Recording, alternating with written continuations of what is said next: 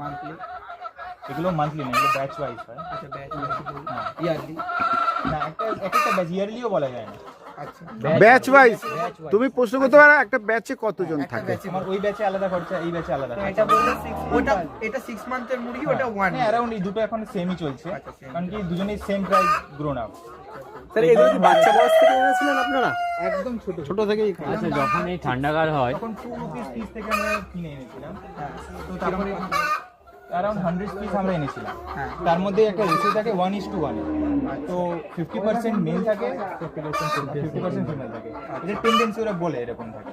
আর সেই জন্য এখন 100 ছিল প্রথমে এখানে, সেখান থেকে কমে কমে এখন এখানে যাবে।